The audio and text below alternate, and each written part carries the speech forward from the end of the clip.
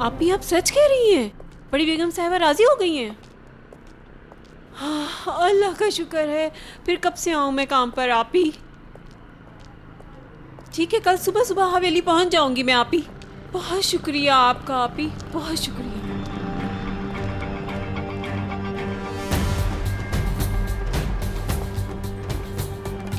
Hello, उन्होंने रख लिया है मुझे।